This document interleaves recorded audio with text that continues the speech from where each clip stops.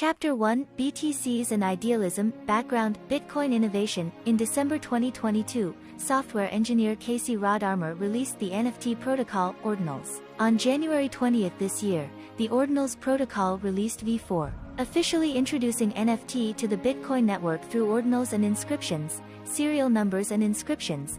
On February 9, 2023, Bitcoin Punks was minted on the Ordinals protocol, and the inscription number was arranged in the first 40K, which is very early. It is worth noting that in early March, the OKX NFT market launched the NFT collection, which also opened the prelude to the ecological intersection of OKX and BTC. Inspired by the Ordinals protocol, Twitter user @Domodata created Bitcoin's experimental alternative token standard BRC-20 on March 8, 2023. The first BRC-20 token contract deployed the Poardia token. Each time minting is limited to 1,000 coins, with a total of 21 million coins. Although @Demodata believes that BRC-20 is just an interesting social experiment, it only uses Ordi as a sample of the BRC-20 protocol. The first participants get tens of thousands of times the highest return from free casting to listing on the exchange. The huge wealth effect has attracted many speculators to join the wave of ordinals. A series of innovations have been launched in the Bitcoin ecosystem.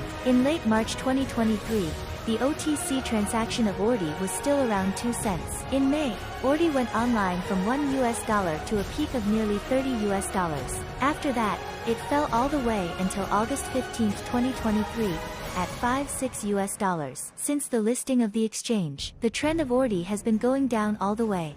Because of the general consensus that Ordi is the leader of BRC-20 and even ordinals, and there is no profit-making effect, the number of participants in the BRC-20 ecology has changed from many to few. Since BRC-20 allows anyone to deploy 4-character tokens without permission, Ordi has created a series of meme tokens that are popular in the past, such as Meme, Moon, Pepe and so on. These tokens have caused wealth explorers to mint frantically. At the same time, before Ordi was listed on the exchange on April 25th, an unknown deployer deployed BTCs and ETH's tokens at the same time. The deployer did not mint any BTCs other than a few ETHs. Since there is no rub heat effect, the above 2 tokens were not minted until August. This matter laid the groundwork for the future. Ethereum's emulation. The Ethereum community didn't notice this at first when Bitcoin's innovation was in full swing. During the bear market, Ethereum created a meme star Pepe from April to May. Pepe has always been an emoji character that the crypto community has been exposed to in the past. Pepe realized the start of the pool from 1 ETH, and the highest increase was tens of thousands of times. However, according to the tracking research on the chain, the smart wallet that was first bought was blocked, and there were tens of millions of Pepe tokens in the book, but they could not be sold due to the Pepe effect. Dozens of local dogs followed every day. From some imitation discs with money-making effect at the beginning, to various local dogs without money-making effect later, the funds are getting more and more cumbersome. The participants are getting smarter and smarter. Apart from the earliest purchases on the blacklist, a large number of them are scam items such as carpet rugs and Pishio. Operating large capital transactions on the Ethereum chain also faces sandwich clip attacks. When it arrives in June-July, there are hardly many chances of winning. In June, someone referred to BRC-20, imitated the same mechanism and placed deployment and casting in the call data of the transaction. Deployment and minting are done by sending yourself 0 ETH. The wealth effect of Ordi and the large number of participants in Ethereum, coupled with KOL's orders, and the promotion of exchanges, the cost of the sample ETHs of inscription has risen from 80 cents to nearly $800, which is nearly 1,000 times. And it is the case that inscription has not yet achieved splitting. Rediscover blockchain has a consensus. First is first. Someone in the BRC-20 community discovered that there is a token named ETHs on BRC-20. Spread the word in the community. At the same time, someone found that the deployer of ETHs deployed BTCs at the same time, which is an unowned project. Some sensitive people in the early exploration community of BRC-20 very much agree with these 2 unowned tokens. After all, it conforms to the consensus of block first is first, and it is an unowned project. And shout out, BTCs and ETHs are inscription Geminis. Due to the sinking of Ordi, the BRC-20 community showed a decadent and inactive phenomenon. The emergence of BTCs made the earliest enlightened people spread BTCs tokens. After many collisions of ideas, they switched from inscription Gemini to Ordi couldn't support BRC-20.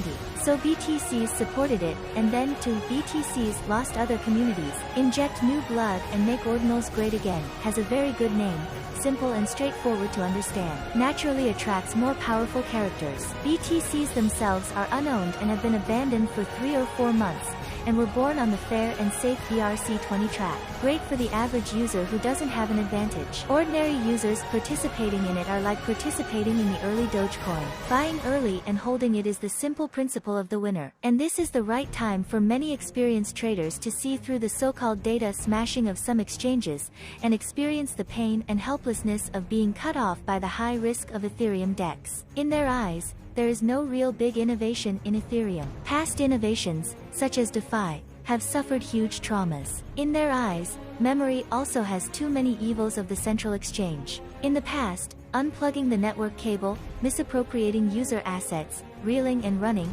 closing down, etc.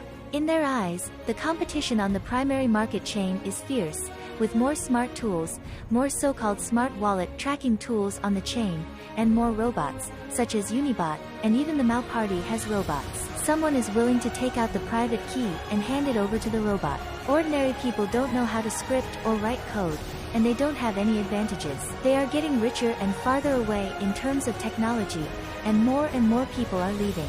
Those who were once full of hope for the blockchain and those who believed in the blockchain revolution were all disappointed and even desperate. Babbitt, the earliest blockchain forum, and its DeFi way announced that it will suspend the release of cryptocurrency-related information and suspend the acceptance of cryptocurrency content submissions. The Babbitt terminus has fully turned to the AI track.